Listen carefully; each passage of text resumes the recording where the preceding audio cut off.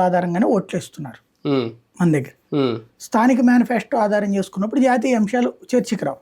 ఉమ్, like article 370, 35 రద్దు, ఉమ్, లేకపోతే కాశ్మీర్, అయోధ్య ఇట్లాంటి ఆధారంగా ఓటు వేయట్లేదు కదా మనం.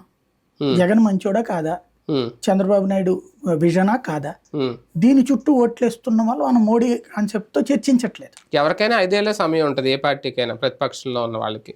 మీ రాష్ట్రంలో ఉన్న ప్రాంతీయ పార్టీలు చేసుకున్నంతగా 5 ఏళ్లలో ఉపయోగించుకున్నంతగా చేసుకున్న ప్రచారం రాష్ట్రంలో ఉన్న భారతీయ జనతా పార్టీలు ఎందుకు చేయలేకపోతున్నాయి? దాని శక్తిని బట్టి ఉంటుంది. వాళ్ళు చేయడానికి ప్రయత్నించిన ఇవాళ ఏంటంటే ఆంధ్రప్రదేశ్కి సంబంధించినంత వరకు మీడియా రెండుగా చీలిపోయి ఉన్నది.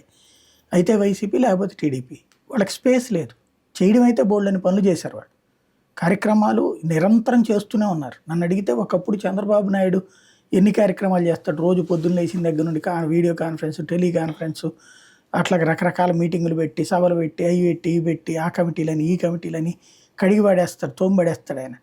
ఆ స్థాయిలో బీజేపీ వాళ్ళని తిప్పేశారు. వాళ్ళు విపరీతంగా పనిచేశారు. గ్రౌండ్ లెవెల్లో శక్తి కమిటీలని, ప్రతి పోలింగ్ బూత్ కమిటీలని, మండల కమిటీలని, జిల్లా కమిటీలని, నిరసన కార్యక్రమాలని, కేంద్ర ప్రభుత్వం ఇచ్చినటువంటి పనులు ఏవైతే చేసినాయో ఇంటింటికి చెప్పడం,